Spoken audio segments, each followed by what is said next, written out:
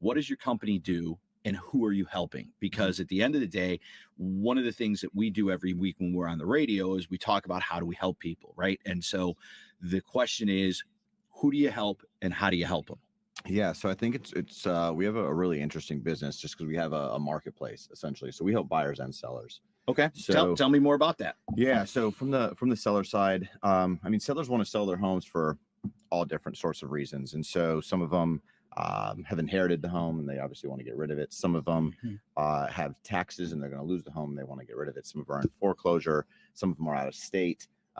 All of this has one common theme, and that's usually stress. And so a lot of these people, again, it's just one more thing. I mean, you know, an asset is not anything that you could take lightly. It impacts your taxes, impacts a bunch of things in life. And so we have, you know, created a system to help sellers out and help them disposition these properties in any specific way. And I think kind of what makes us unique is that we have 5 different ways to acquire a property. And so with those 5 different ways, like, we can help people who typically wouldn't be helped. And Larry, you talked on, you know, maybe clients that you didn't have a solution for earlier. We have a solution for these people. And a lot of this is done through creative. We work with agents nonstop. And I think that's also another myth buster that would be addressed, is working with agents. I think a lot of them see wholesalers and they see them by these fly by night bank robbers. You know. You know, the thing I read, Dane, that I think is very interesting, and it sounds like overall, like, let me paint the picture for people who are not familiar with your business, right?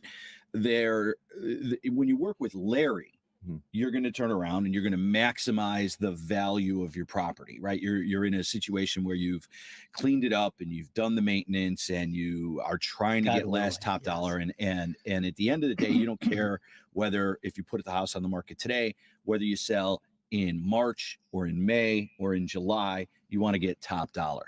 When you work with a company like yours, you're willing largely to trade a few dollars in terms of maximum value for stress relief, right? So you come into a situation like you had mentioned where they inherit a property. Well, inherited property comes with all sorts of problems, right? And lots of folks have turned around and they want to keep mom and dad in the house till they pass, but they've been in that house for 30 or 35 years. And, you know, the Sun Times from 1988 is on top of a stack, right? And now the idea of cleaning those stacks of newspapers out and painting and cleaning and getting everything ready and getting it on them, and then finding somebody like Larry, and maybe if this all started today, we might be able to get this all done by July or August or fall. Right. And so now I have stress because I have projects and I have all this stuff. We can just call your company and basically say, well, we know we're not going to get the dollar amount for the sale that we would have if we did all this stuff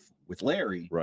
But we can get a fair dollar amount for what the work is from your company and solve our problem, which is the stress of having to deal with mom's house. Yeah. I mean, you hit it on the head. That's exactly what we do. Like we really kind of look at ourselves as solution providers, you know, at the end of the day. So people, and this is all while managing a household, right? Like, people are going through all these other things while managing their own households. So we're able to come in here and they do take a little bit of a haircut on the equity piece.